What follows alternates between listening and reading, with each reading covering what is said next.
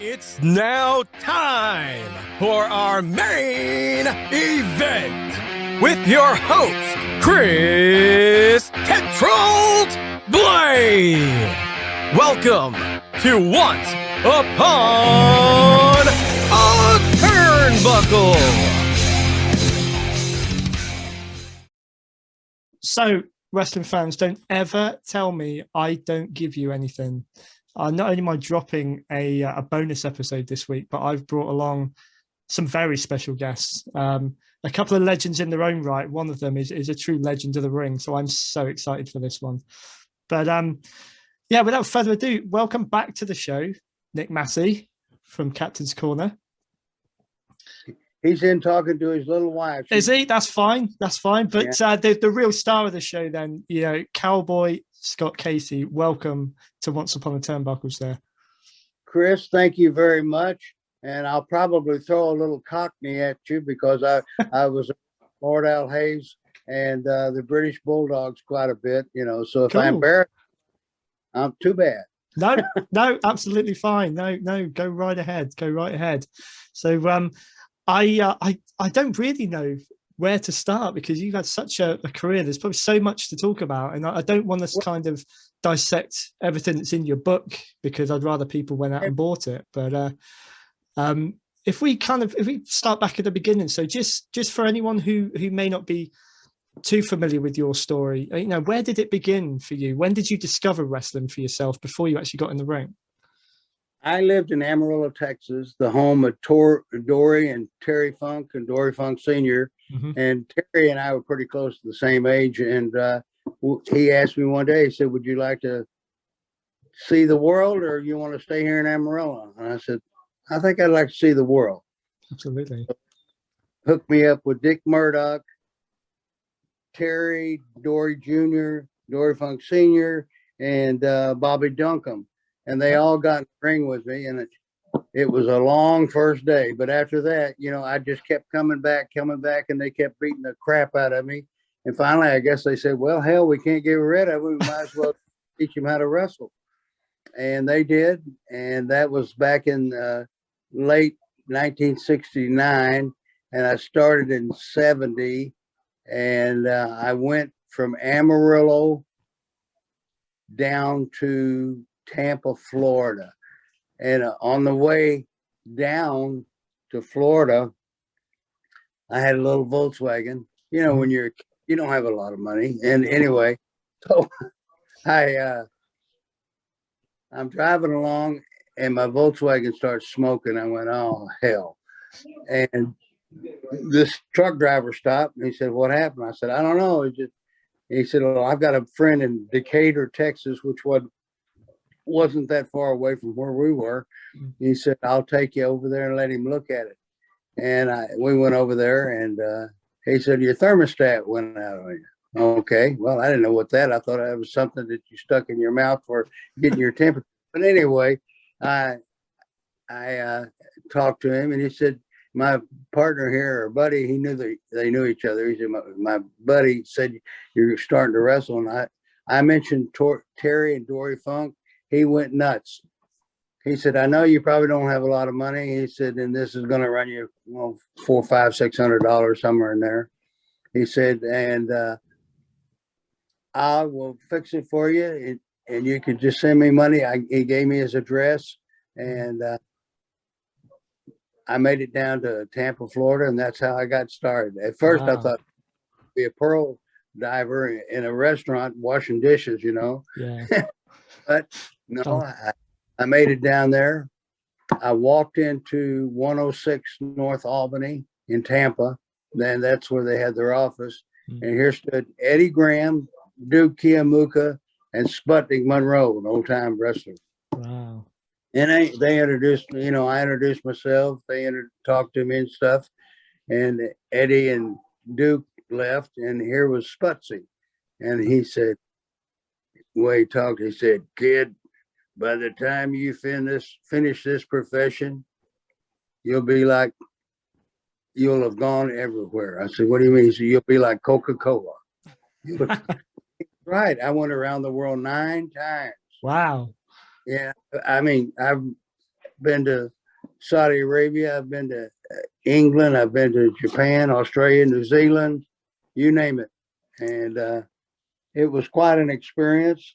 I wouldn't take for it. My body would love it if I did not much stuff, but you people watch you in the ring and they see you taking these what we call bumps, and they just they think, oh, that's not hard to do. Well, maybe it's not when you're young, but when you get older, it just jumps all over you like a bad habit, I mean, they say, yeah.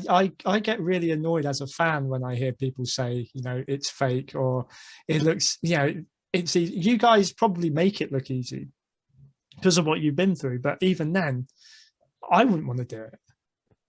Well, I take my hat off to every one of you for putting yourselves through this, to give us the entertainment for it. I can imagine someone giving you what we call a suplex out on a concrete floor.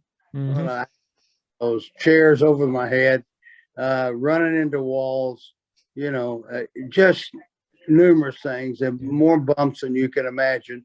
But when you're young, it doesn't bother you, but it just grabs a hold of you when you get older. But I wouldn't take for it. I had a great time doing it.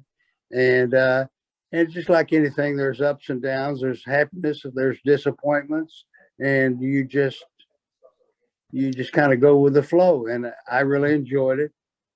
So there you go. There you go. Wouldn't change it. I mean, like I say, I when I grew up, I had aspirations, as I think any wrestling fan does, of finding a way into it myself. It didn't happen. But, being able to share in your stories, particularly from this era, because the whole point of my podcast is celebrating what I call the golden era. So going back to the 80s, 90s, that's what I grew up with, and having guys like you around to be able to share your stories helps us live it with you almost, I say. So thank you for going through it, really, to be honest.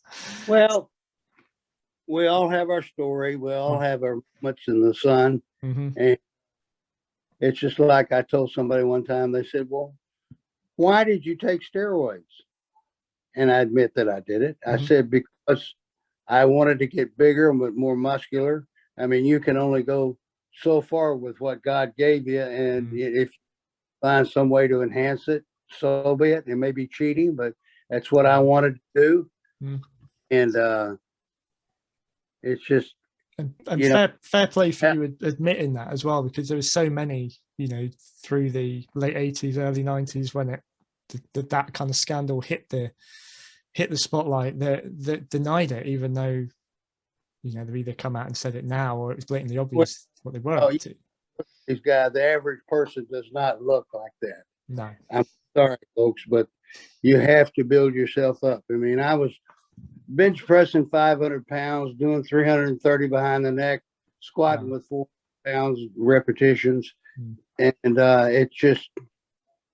it's what you have a window in time and you can accomplish what you can when you're a certain age. And then once you go through that window, you can't come back and do it again. I've seen other guys when they got older try to do it, and you felt sorry for them and you thought, that's pitiful. Yeah. But I quit when I was 42, which really was old, but I did it up till then when I was in New York. Right. And after that, because the guys got bigger and stronger and more durable, and I find that that's enough. I've had enough. But I enjoyed the ride, and I wouldn't take anything for it. It's just like I say in my book, it's one last ride for the Cowboy. So let's go back to your first ride, if we can. So when you first actually started wrestling, I believe you started off in Joe Blanchard's promotion. What was that? I'm sorry, it was Southwest Championship Wrestling. Yeah. So what are your memories of right back at the beginning? Obviously, being very green around that time. Was there anyone in particular that was influential on you when you started, or someone that you gravitated towards that you kind of drew from? When I first started, I was in Amarillo, and then they sent me down to Florida. But I had to get these things out of my ear. Anyway, I went from Amarillo to Florida and then to the Carolinas. And that's where I got most of my training, was from the Carolinas. I had like Mr. Wrestling 2, Tim Woods, Johnny Valentine, the Scott brothers, Sandy and I can't even think of his brother's name right now. But anyway, Thunderbolt Patterson, Jerry, Jack Briscoe. Wow. You know, and the hits just keep coming. I mean, and the talent back then, I don't know how they do it now. I was in the ring and I was working with a guy by the name of Frank Morrell, and Frank gave me a high spot, which was like one tackle drop down, hip toss, arm drag, get up, arm drag again, slam your, and you know, you've got to process all this within a matter of seconds. And I remember I missed one part of the spot, and he said, "If you do that again, I'm going to beat the crap out of you." And I said, "I won't forget." And I never did. And it was a valuable lesson because, you know, it's part of the show. It's how you make it get over, or how it appears to the people. And I learned quickly. And the old timers didn't care if they may have smacked you around a little bit, but you know, they didn't try to hit you in the eyes or nose or the groin, but they wanted to know if you had enough steel in you to keep on keeping on. A prime example of that was Johnny Valentine. Okay. We're in High Point TV, and George Scott, Sandy's brother, who I couldn't think of it for a while ago, but anyway, he said, "Do you know anything about Johnny Valentine?" I said, "No." And he pushed me through the curtains and said, "Fight for your life." And I went, "Oh shit, what's going to happen now?" Anyway, I got out there, and John would not hit you in the nose or the eyes or the groin, but he would beat the piss out of you anywhere else. And he beat on me, and I'm kind of nervous and scared, and he knocked me out on the apron. And I, you know, being from Texas, I said, "You know, by God, I'm 1,500 miles from Amarillo, Texas, but I'll be dipped in shit before I let somebody beat me up and not let them know I was there." Right. I got up, and I'm telling you what, Chris, I hit Johnny so hard I buckled his knees. Oh wow! He goes, "I love it." He just wanted to see if I could take it and he could take it. You command respect that way. Yeah, I mean, after that, never said a word. He was light as a feather, easy to wrestle. Wrestled him many times after that. Never bothered me. Never tried that again. But it's like he said, people may think it's fake, but get in there with me. And he was with his ways, and so was his son Greg. I wrestled both of them. Oh wow, yeah. He was one of my sort of. I was a quiet Greg Valentine fan. I think when I grew up, he was mostly the heel, and it wasn't cool back then to like the heel. But I was always sort of mesmerized by him because he had. It's just like promoters used to say, "If you're good, you have it. You're not, you don't have it." What that means, you got the charisma, the personality, the personification of your aura and your charisma popping out to the people, and they're buying what you're selling. And that's what they did with me when I wrestled in Southwest Championship Wrestling. But you know, you learn so much from guys. Nelson Royal was an old timer that was unbelievable. Right. Tony Charles, the British Bulldogs, Davey Boy and Tommy. And it just, they knew how to go in the ring. And back then, if you couldn't do 20 minutes without breathing hard, you weren't in shape. And I mean, all of these guys would run right through you if they thought that you couldn't carry the load. And you learned and you gave respect, and you got respect simply by being able to do what you had to do. Going back to something you said when you were training, where you just kept coming back.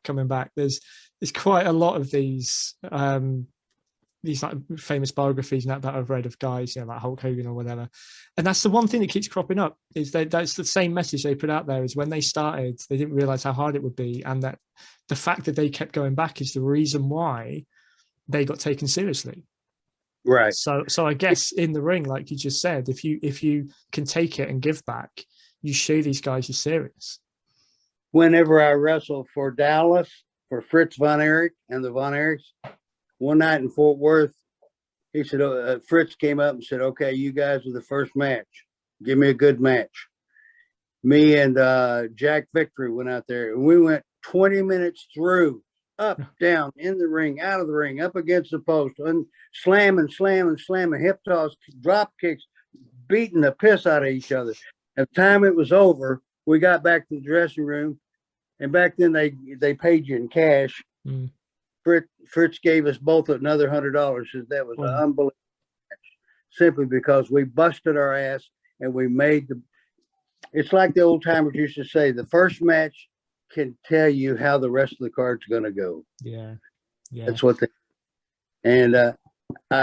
things pop in my head. I remember Lou Thesz, an old time world champion.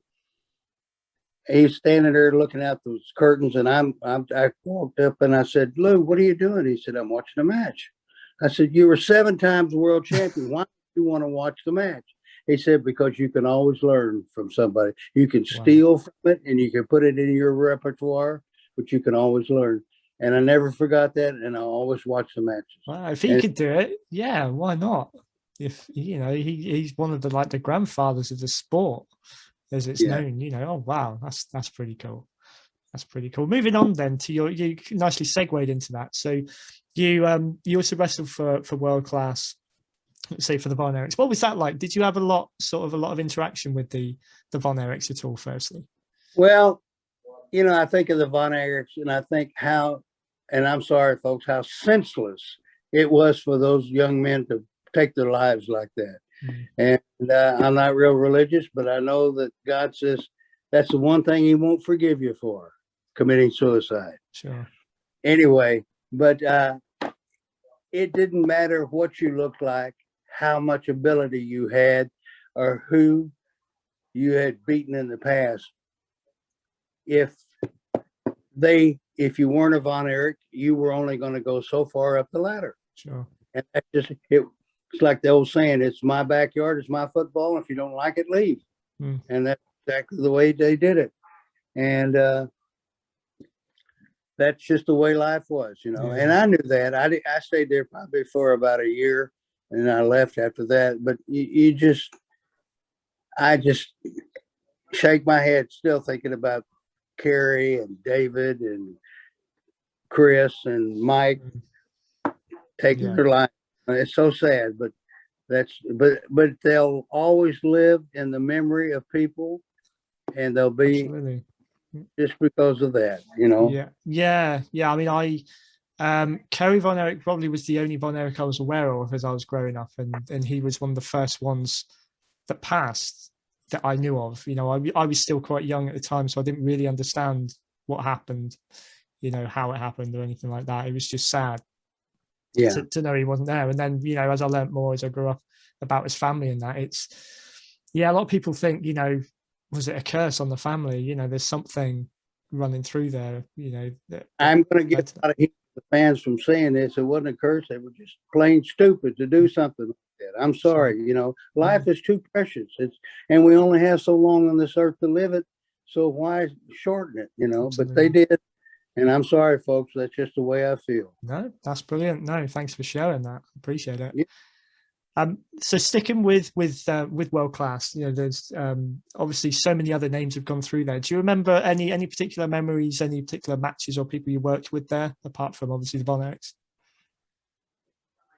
I remember working. We were at the Sportatorium in Dallas, an old building. Elvis Presley even played in there. But anyway, I am with Iceman King Parsons, and we're against Mark Lewin and Gary Hart. And we're in the ring, and they were getting a lot of heat or hatred to those guys for beating up on poor old Scott. the next thing I know, there's this little fella and of the black persuasion, and he jumps in the ring. Couldn't weigh him more than 130 pounds, and he was going around trying to hit people. And I'm sitting in the corner laughing my butt off. And Gary said, if I get a hold of him, I'm going to kill him. But they never did. It was so funny because every time they try to grab at him, boop, it was just thin air.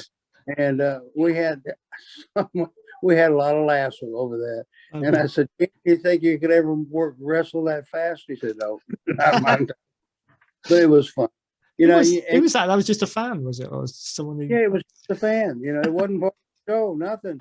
But damn, and that always comes to mind to me. And yeah, we wrestled so many of the greats there. One man gang. I'm trying to think. Dory Funk Jr., Terry Funk came in there. They would always get some present star or past star coming in there and helping pump up the crowd or get more fans in the seat or more butts in the seat. Yeah.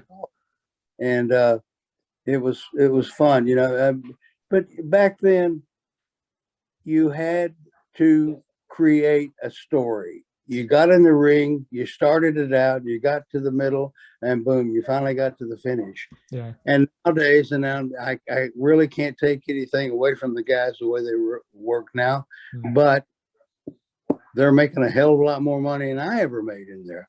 Yeah. And but we had to get ourselves over with the crowd, and you had, like the old timers would say, you got to listen to the crowd, boy, and make sure that you're going to make it work. And we worked our butt off to do it, but we did it, and it was, I think, quite an accomplishment. I think that's one of the things that I kind of just put me off over the years for the more, the current product, because it seems to take the fans for granted. It's almost like all these things get written. The matches are way over rehearsed. They're very good at what they do. But when you compare it back, say, to this era, to the era we're talking about, sort of the 80s and whatever, you didn't have the over dramatization around the matches. You may have had sort of, loose storylines, why guys were going up against each other. But like you say, the story was in the ring. You didn't have all this drama happening in between, sort of week on week. But you were able to probably garner more attention, in my opinion, back then, because nowadays it runs really just like a TV show. It's there, you watch it if you're interested. You don't, if you don't, it's still going to happen. I remember a lot of valuable information that was given to me by different guys. And the first time I ever had to wrestle an hour. I don't know if any of these guys can go an hour now, but I mean, we did it. I would do it sometimes 2-3 times a week. And I was talking to Dory Funk Jr., who was the world champion at the time. And I said, "Dory, how the hell am I supposed to work this?" He said, "Scott, break it up into 6 10-minute matches. Do 1, do 2, do 3, 4, 5, 6. Do false finish at the end of the first 10, false finish at the end of the second, third, fourth, and so on." And it worked, but I mean, I thought, how unique that somebody would come up with that way of doing an hour match. But I guarantee you, Junior went and did many hour matches. Him and Jack Briscoe. I can remember watching these two wrestle, and it was like poetry in motion. Wow. Unbelievable. So impressed. Yeah. You learned it. You wouldn't. I was not subject. I absolutely loved it. The one sort of 60-minute match that I remember growing up in my era was the Iron Man match from WrestleMania 12 with Bret Hart and Shawn Michaels. They were my two favorites at the time. When I look back on that match, I've seen a few other ones that have gone that long, and there's something about that one that I never find boring. However they structured it. It probably did it pretty similar to what I said.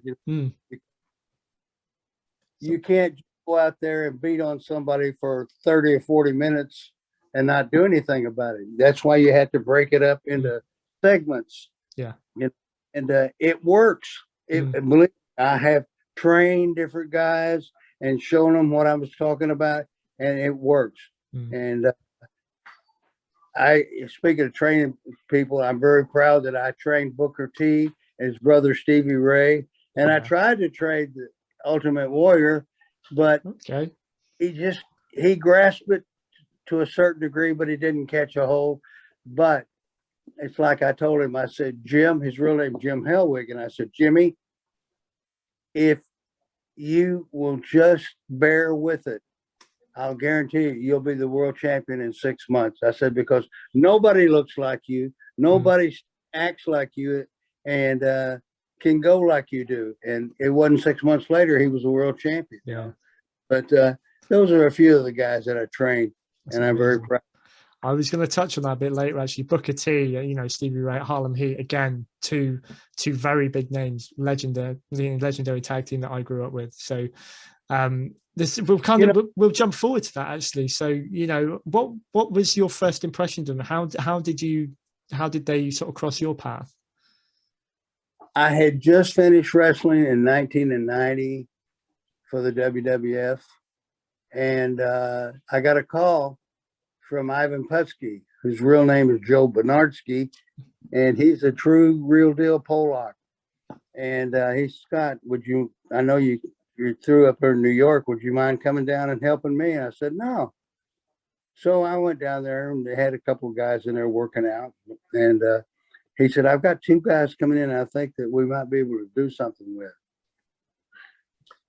And no sooner than he said that, he said, there they are. And I turned around, and here's these 2 brothers. And they're just more muscled up and they're all crazy.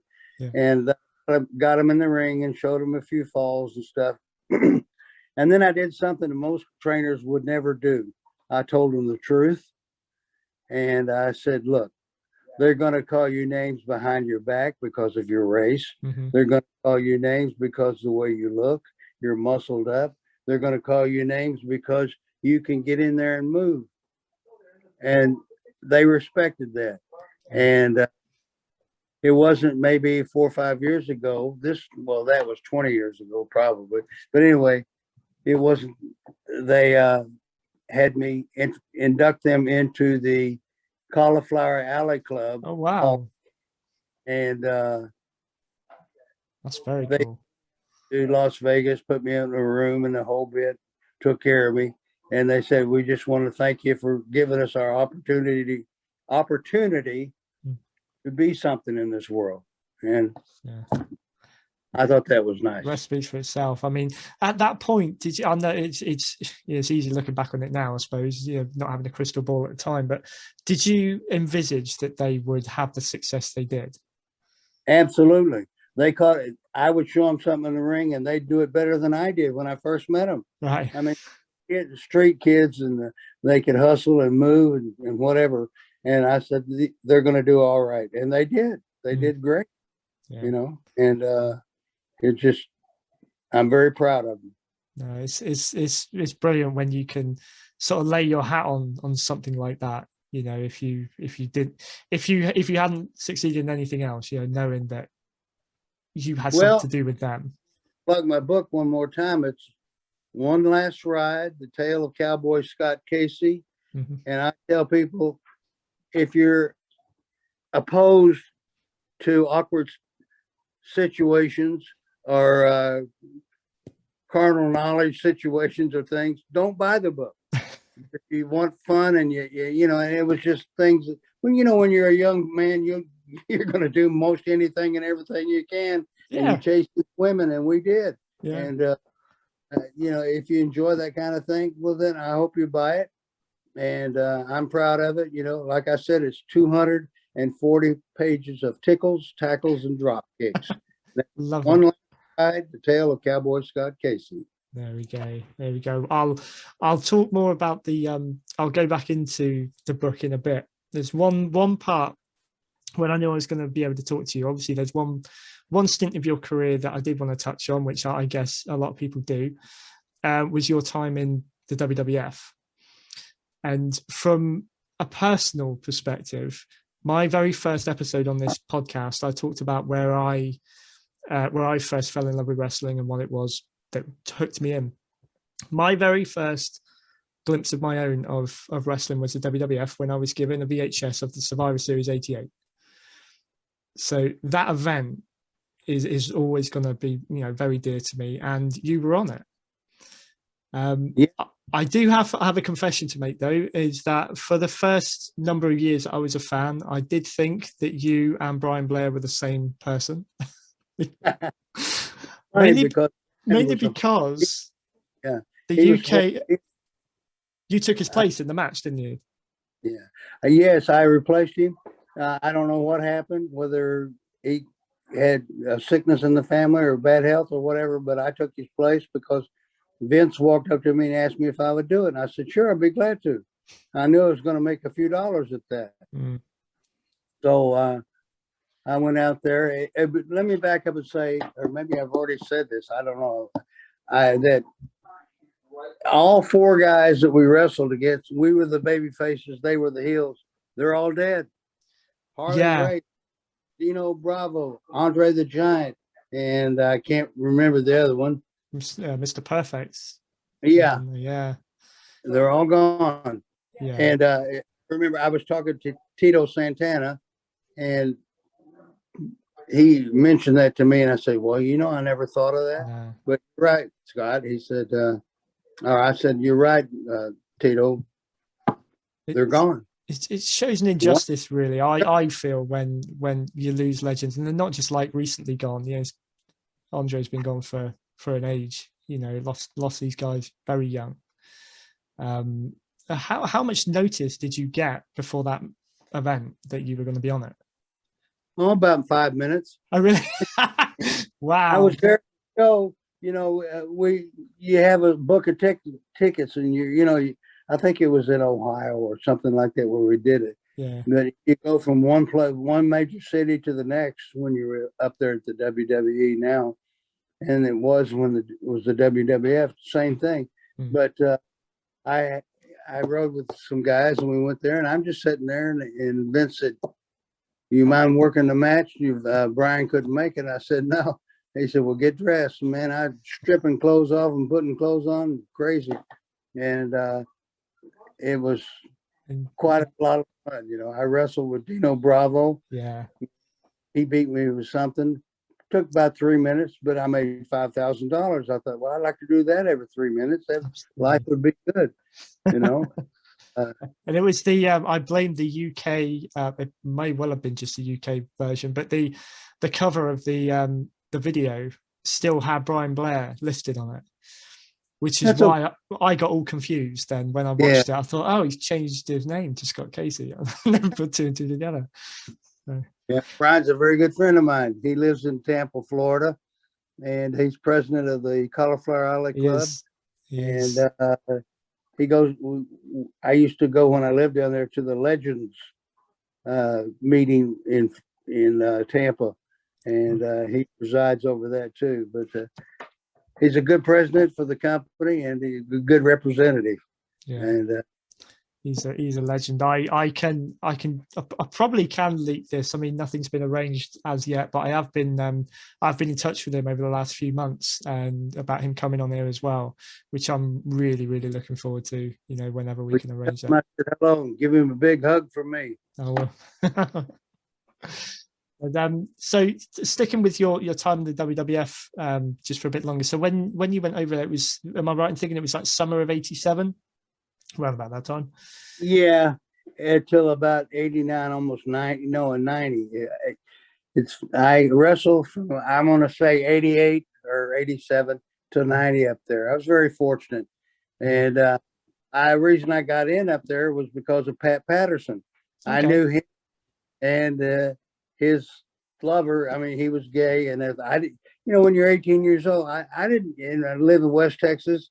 In a sheltered life. I didn't know anything about gayness and all this stuff, but I learned, but I thought, well, if that's what they want to do, fine. But anyway, we were friends, and I helped Louis, his lover, I guess, drive their car back to San Francisco, and then they flew me back to Amarillo. I'd never even been on an airplane at that time.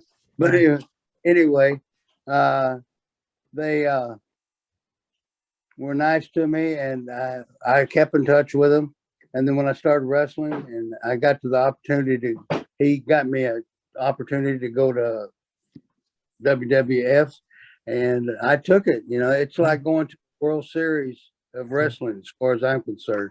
And I enjoyed it. And and I was very fortunate to get up there. And, you know, it's funny when you go up there and you've set records like I did in San Antonio and Houston, stuff like that, that have still not been broken. Wow. And, but they don't use you. It's simply because they don't have you figured in. Yeah. I went up there weighing 245 pounds. I had almost 21-inch arms, 20-inch neck, 56-inch chest. I mean, I was built, but I was only 5'11". There must have been 20 guys my size, but were 6'2" and 6'3", and that's what they wanted. Yeah. But I was fortunate to go in there and be there as long as I did. And did you envisage a certain amount of success there, or were you just count yourself fortunate that you were there? Yeah, it's just, reality sits in and you say to yourself, well, I don't guess I was what I thought I was. But anyway, I'm not bitter about it. It's just, that's just the way life was. That's the way the business was. And I remember when I was getting my walking papers, Vince was sitting in a room and I walked in there and I said, 1990, do I have a job with you or not? He said, no. He said, I want you to go down to Atlanta and work there for a year and then come back and we'll do something with you. And I said, Vince, I can accept failure when given a chance to fail. I said, but you never even gave me a chance. Well, Scott, we really didn't know that much about you. Hell, I went all over the world. Everybody at that time knew who I was. But instead of burning the bridge and telling him what an asshole he was, I just said, okay, I'm out of here. He said, well, go down there. I said, no. I said, I've had my last run with you guys. Okay. And, I'm telling you, Chris, I worked out 6 days a week, 1 to 2 hours a time for 20 years. I've missed Sunday. I'd take that off, but never missed it, and worked out to stay in shape because I love what I did. Yeah. I mean, not many people can say I'm getting paid to do what I love. And that's what it was with me. And I enjoyed it. And, it's like anything. You're going to have ups and downs and sideways. You're going to get sideways with some people and things are going to work out, but you just go on, keep on keeping on. And that's life. That's the way it was. So like a stint in WCW wasn't on your mind sort of then? It wasn't something that you wanted to do, or was the opportunity just not presented? I say that one more time. That South England accent didn't caught me then. Go ahead. Say that. Oh no, I just said that when you finished with WWF, was it a stint with the NWA and WCW wasn't on the sort of was a decision that you made? You didn't want to have an opportunity down there, or did they not present it? Yeah, I was 42, going on 43 when this happened, and I thought to myself, I'm not a young man anymore for this sport, and I think I'll just hang them up. Decision. And it's not because I wanted to, it's just time told me to. That's the way it came out. It was just sad but true. That's the way it was. But I think I'd rather look back, again, as a fan, rather look back on a career that may have ended at that stage at what would be the right time, rather than someone try to look back round, like you said earlier, when they're past it. Because that, people like, I take Ric Flair. He's done wonders for the sport and everything, but I just wish that he wasn't in the ring as long as he was, because you're left with that image over everything else almost. It's kind of like being a drug addict. Once you get it, you can't hardly get away from it. That was like Rick was that way. He had energy, he had charisma, but you're right. I think he wrestled for about 30 years. I'm not sure. I'm going to say something like that, but you just you got to know when to. It's like Kenny Rogers said, got to know when to hold them, know when to fold them. You know, Yeah, absolutely. don't walk away, and that's what I had to do because I'd seen other guys, older guys that kept on it, doing it, and they didn't have the personality or the ability that Flair had, and it was just embarrassing to watch it. I didn't want to be embarrassed by anybody. No. That's fair enough. I don't blame you. I don't think anyone would, to be honest with you. Rather look back on your career as it was, you know, knowing it had an end point rather than went too far. So I had a lot of good fun, and I set some records, and I'm proud of it. And it's just they'll stay with me hopefully till I pass on. Yeah, absolutely. So just talk briefly about what happened then. So after you decided, you know, that was it, did you stay within the industry in any capacity, or did you walk away? When I quit, I went back to Dallas. I was married at the time, and Ivan Putski got a hold of me. Did I tell you this earlier about I told you about the guys, but anyway, he got a hold of me and said, would you come down and help me train some of these guys? I said, sure. And that's what I did for a while. And then after that was over with, went back up in the Panhandle and stayed there. And just, you know, I got into security with a company in Amarillo. And then I got into a security with a company out in Las Vegas. And what I did for about 20 years. And it was different, complete change of pace what I did with wrestling, but it was. That's probably not a bad thing though. After that many years at that pace, you made pretty good money, and not like I did when I wrestled, but it's still I'm not complaining. No. So bringing it a little bit more up to date. So your book, One Last Ride. How did that come about? How did you and Nick Masci sort of meet, and how did this project take off? I met Nick. Nick. Yeah. How did I meet you? Lori from Texas put us in touch about an appearance about 4 or 5 years ago. Yeah, Lori McGee got us in touch with each other, and we were talking, and he said, why don't you write a book? And I said, I never thought of it, but I got a lot of stories to tell. And it's like I tell people, I didn't throw anybody under the bus. I didn't talk about guys that were messing around on their wives, and I could have got a lot of divorces going if I had. No, that's not me. And I don't know. We got to talking, and we kept collaborating back and forth. And finally he said, I think we've got it all down. And believe me, when I say this from the bottom of my heart, I could never have done it without Nick. No. I mean, he's got more knowledge about books and stuff like that. I mean, I went to college, but I mean, I didn't get the whole gist of it like he did as far as writing books. And I think we put together a damn good book. You know, I've got picked on the front of the book. There's a picture of Sunshine and me, Pat Patterson, Cowboy Lang, and I'm looking at the pictures now. And it was a lot of fun. You know, I mean, I loved wrestling when I had a midget partner. We had more fun.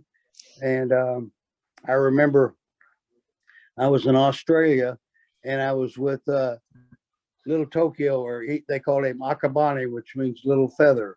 Right. And he walked up to me, and he points at his mouth. He says, Itai, which means hurt. I said, what, a tooth? He said, yeah.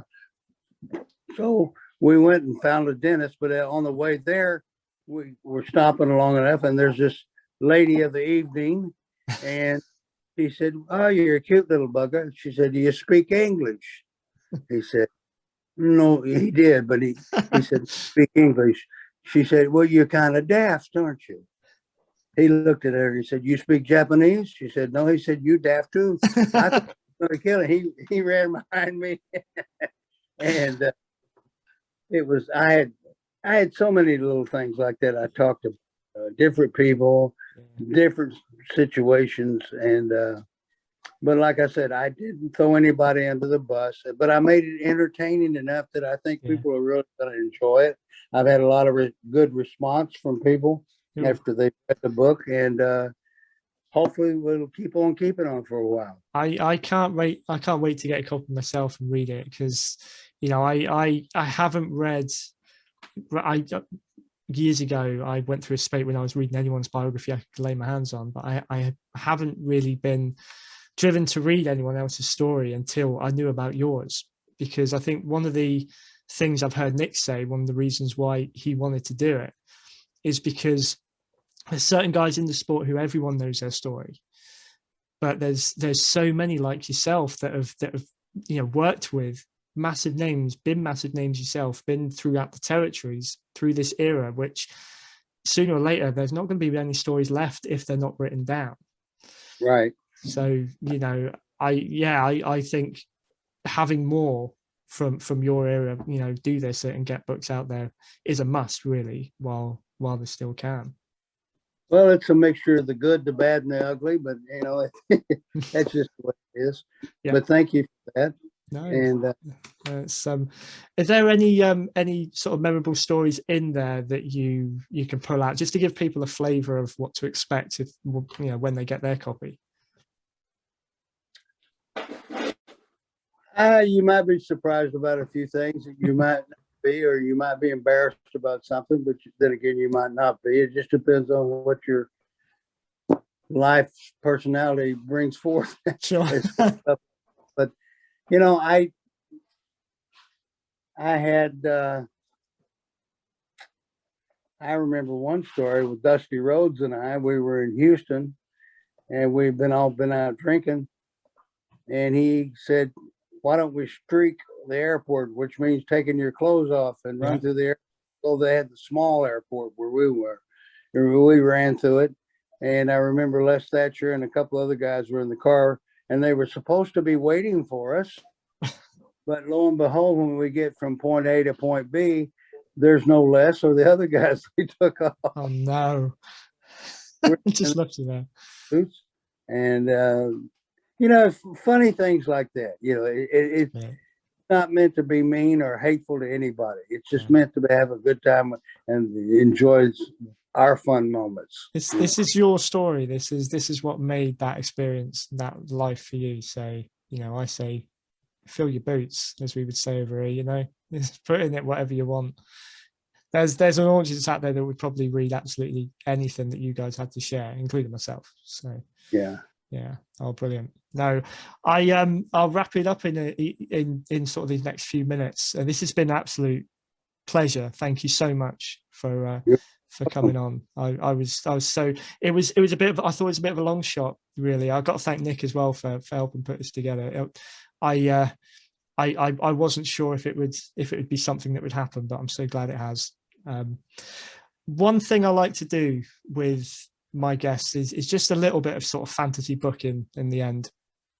So quite simply for yourself, WrestleMania, obviously being what it is, you know, it's sort of the pinnacle of the sport. If you could be on a WrestleMania, you can consider that you sort of made it, I suppose, that you're well and truly in the spotlight. Is there a match that you would have loved to have been involved in at WrestleMania? Who would it have been with?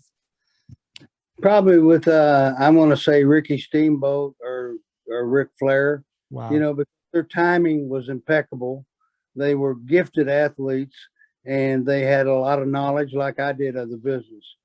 And I would enjoy that. I saw Rick Steamboat at in Charlotte, and I think it was called The Gathering or something like that. But he was there, and he made mention to me, and I thought that was very nice. You know, he was the big star. Yeah, and I wasn't, but still, he was very nice, giving me compliments. I remember also Shawn Michaels. He was introducing somebody there in Las Vegas at the Cauliflower Alley Club, and he mentioned me and Eddie Mansfield, and I was very surprised. He said it's probably one of the best matches he ever saw, and believe me, he saw a lot of good matches. Yeah, and I was very thankful, and I thanked him for that. And outside of that, I can't think of anything. No, I mean, either of those would be classics, you know, absolutely. But so your book, Scott Casey's book, ladies and gentlemen, One Last Ride, you can look for it online. I know over here in the UK, you can get it on blurb.co.uk. I think you just, am I right in thinking you just search for it and you can find any of the stockists where it is to order it. You've got a couple of special signings coming up in the next few days, I understand. Yes, I do. Nick, Yeah. come in here for a second. Come on, Captain. The boy's always running around to the freezer or something. I don't know. Yeah. Tell him about the Yeah. sign. Yeah. Chris will be tomorrow night on what I know this is not going to come out until Friday, but our big public signing is going to be this Saturday at 12 p.m. in Queens, New York. We're going to be over at the Wrestling Universe with Francis Lewis Boulevard. We'll be there from 12 to 2. We'll have copies of One Last Ride. We'll have some great 8x10 photos. They'll be available for purchase. People can take pictures with Scott. Ronnie Garvin, former NWO World Champ, is going to be there. NWO Sting, Jeff Farmer is going to be there. So we're going to have a fantastic afternoon. And this is all about, the pandemic kind of slowed us down for the last 18 months with going back out on the road doing signings. But we're back now. We got the virtual tomorrow night, the public signing on Saturday. So we're fired up. We're ready for to finish the rest of our One Last Ride book tour. Awesome. Thank you, Nick. Thank you, Chris. No worries. I've fired you a message over, putting in my order for a copy as well, mate. So All right. Yeah, like I said, Chris, just let me know how you want it done. However you want it done, we'll get it done for you, brother. whatever. Thank you, mate. Thank you. But Right. I'll even though yes, this is going to go out the Friday after the virtual signing, but I will be sharing it on my pages as well because I'll be trying to stop in and say hi in that one. Okay. But Scott, again, thank you so much. This has been amazing. I could sit and talk to you for hours. I appreciate it, and thank you for letting us plug our book. Okay. No problem at all. Anytime. But you all the best with the book. Have a great time at the signings. I'll be very keen to see what else is happening. And as things open up, if I venture over there or you come over here, we'll have to see if we can link up. Tip a few and pipe the Bristols on the Richards. Sounds good. Thank you so much, Scott. Have a good one, Chris. Bye. Cheers. If you enjoyed this episode, please take a moment to like, share, and hit the subscribe button. Also follow us on Facebook and Instagram at Once Upon a Turnbuckle to keep updated about all future shows.